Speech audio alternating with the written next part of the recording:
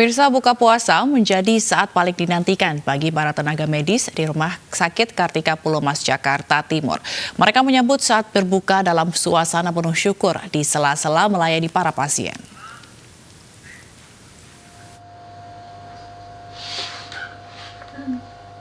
Doa rasa syukur dipanjatkan ketika saat berbuka puasa telah tiba. Para tenaga medis Rumah Sakit Kartika Pulomas, Jakarta Timur ini langsung membuka santapan berbuka yang telah disiapkan. Berbuka puasa di tempat tugas menjadi situasi yang tidak terelakkan bagi para petugas medis. Terlebih pada saat pandemi corona yang membutuhkan kesiapan mereka untuk melayani pasien. Pihak rumah sakit pun berterima kasih pada pihak-pihak yang telah menyediakan makanan berbuka puasa. Terima kasih kepada seluruh donatur yang telah memberikan kami berbuka puasa setiap hari di Rumah Sakit Kartika Pulomas. Alhamdulillah, rumah sakit kami tetap buka seperti biasa di masa pandemi saat ini. Meski saat berbuka puasa telah tiba, sebagian tenaga medis di instalasi gawat darurat tetap menjalankan tugasnya setelah sebelumnya membatalkan puasa.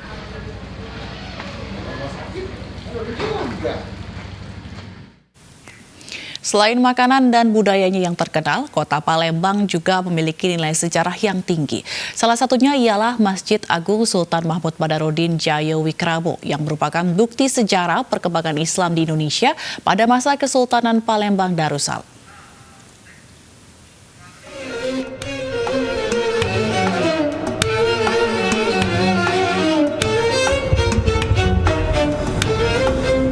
Berada di jantung kota Palembang, Masjid Mahmud Badarudin Jayawikramo merupakan salah satu masjid tertua yang didirikan sejak tahun 1738.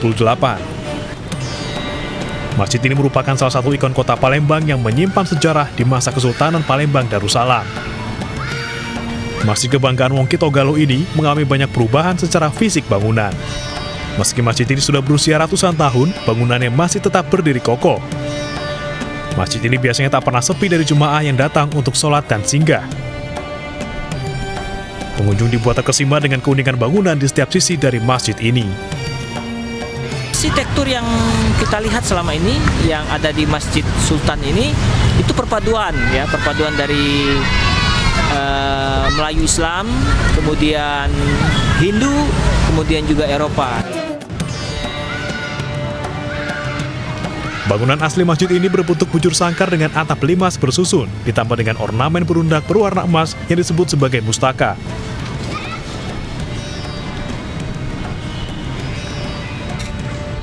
Atap masjid ini berdiri 2 tingkat seperti kepala dan tubuh yang terpisah oleh leher dengan tinggi yang mencapai 45 meter.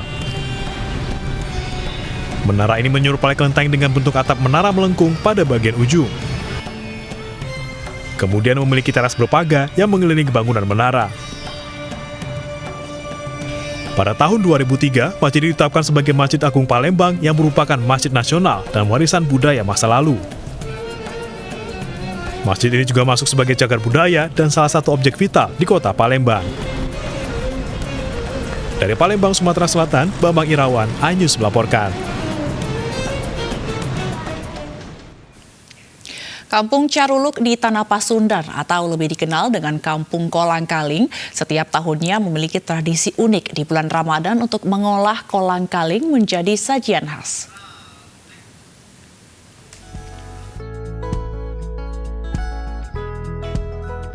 Kampung Caruluk, begitulah sebutan bagi kampung Kedung Hilir di Desa Sukamana, Kecamatan Cugenang, Cianjur, Jawa Barat, yang setiap tahunnya menjadi tempat pembuatan kolang-kaling musiman.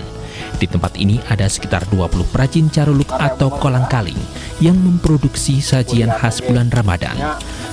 Meski dalam kondisi pandemik virus corona, para perajin kolang-kaling tetap mendapatkan banyak pesanan dari sejumlah pasar tradisional yang ada di Kabupaten Cianjur dan sekitarnya.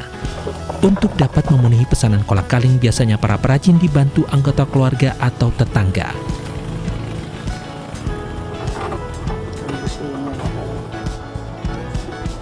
Cukup rumit untuk memproduksi kolang-kaling. Buah aren yang sudah dipetik dari pohonnya direbus terlebih dahulu untuk menghilangkan getah.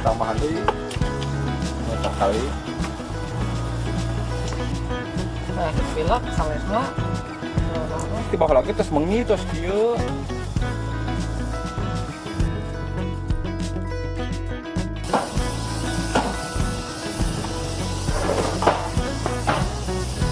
Usai direbus, buah aren dikeluarkan dari cangkangnya. Sebelum dijual, kolang-kaling ditumbuk terlebih dahulu agar pipih, serta teksturnya lebih kenyal.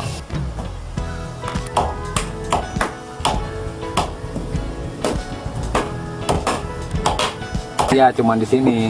Paling Jampang, Anjur Selatan. Cuma 2. Berarti mayoritas warga di sini mengolah kolang-kaling, Kang, ya? Iya. Menjelang bulan puasa. Menjelang bulan puasa. Kalau hari biasa enggak. Dalam kondisi pandemi virus corona, para perajin tidak dapat memenuhi pesanan dari luar wilayah Cianjur karena khawatir terpapar virus corona. Dalam sehari, perajin dapat memproduksi kolang-kaling 80 kilo hingga 1 kuintal. Untuk 1 kilo kolang-kaling dihargai Rp10.000 hingga Rp13.000, tergantung dari ukuran kolang-kaling. Dari Cianjur, Jawa Barat, Muhammad Andi Ihyan, iNews melaporkan.